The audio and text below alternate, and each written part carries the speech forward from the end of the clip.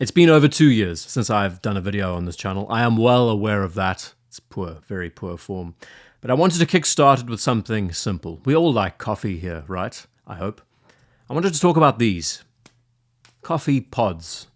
And why they are, and they continue to be, some of the stupidest products ever made.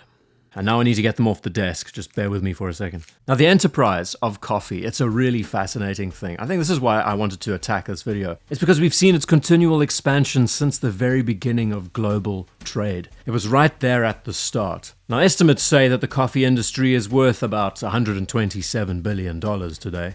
And the coffee pod industry, which is a different enterprise, is worth a mere $40 billion, with an expected growth to about $65 billion by 2030. I'm going to venture a guess and say that these estimates are pretty low, that these numbers are going to be surpassed well before the time. But like I said, coffee is an ever-growing enterprise, and in fact, since its inception, from the very beginning of its existence, coffee has been at the forefront of this expansion. To explain it, we will need a quick crash course on the history of coffee, dating back hundreds of years to Ethiopia, we believe. And once upon a time, it was one of the most sought-after commodities on our planet. 16th century merchants traveling all across the Middle East and North Africa to the Ottoman Empire and Venice, where it was shipped all over Europe during the Renaissance period. 18th century, we saw the Dutch East India Company turn it into a truly global commodity, from Indonesia to the Netherlands, England to colonial America. Then mass plantations were established in Brazil, and through the 19th century, Central America became the world's largest exporter. I believe something like 70% of the world's coffee supply came from Brazil in the early 20th century. This rapid growth of coffee, developing into a thriving industry, particularly in developing countries, it has supported literally hundreds of millions of people. And when we think of the many industries today, some are more shady than others. Weighing all the pros and cons, the coffee industry doesn't come across as all that bad. Especially now with strong endorsements from Fair Trade, the Rainforest Alliance, specialty coffee. But putting all of that aside, what about the social implications? What about the social impact that coffee has had on our society? I mean, the whole idea, the concept of coffee houses, they date as far back as 1475 in Constantinople. These were the original bars, pubs. It became a social setting and thus became an important part of so many cultures. We also forget that in this late Middle Age period, coffee was outlawed among Christians and Muslims alike. It was seen as something bad to consume, and we've heard about this many times before historically. But coffee has become such an integral component with how we interact and socialize with people. Whether through business meetings or going out with friends or just the casual icebreaker on a date, coffee has always been there. So instead of just being a drinkable substance, it in fact symbolizes us as a species. Modernity.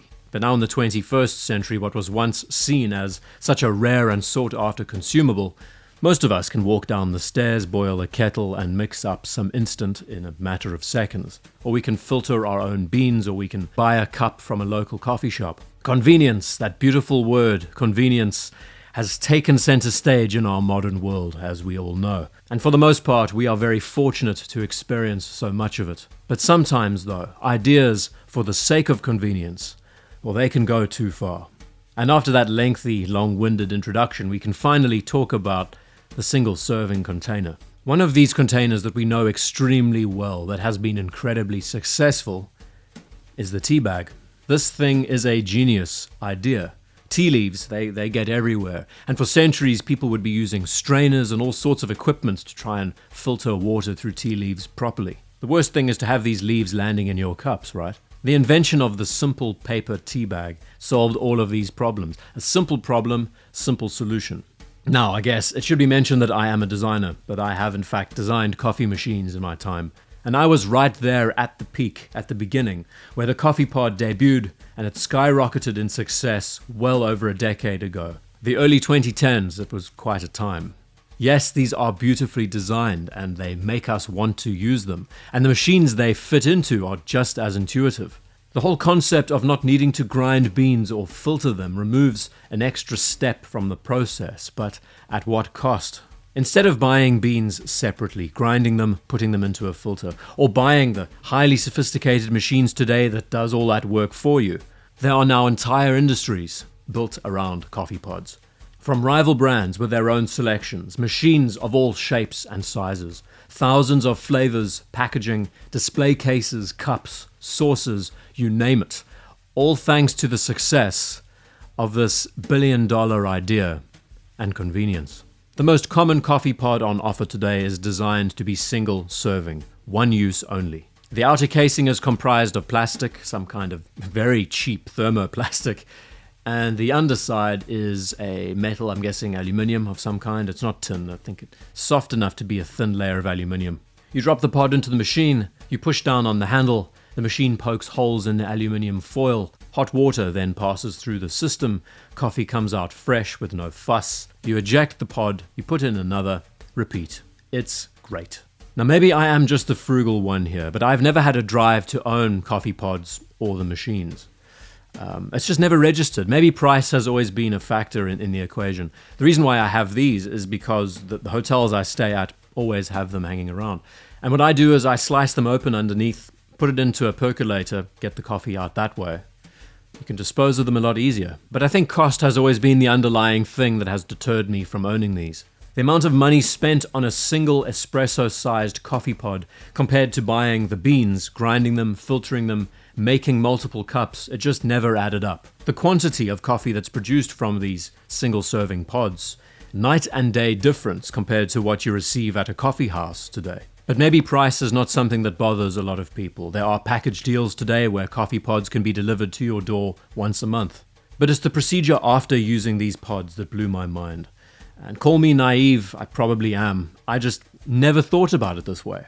Where the used coffee grounds can be tipped out of your filter onto the lawn, compost heap, or straight into the bin. These plastic coffee pods, well, the process is not that simple. Over a span of a year, it's estimated that we globally consume about 20 billion capsules.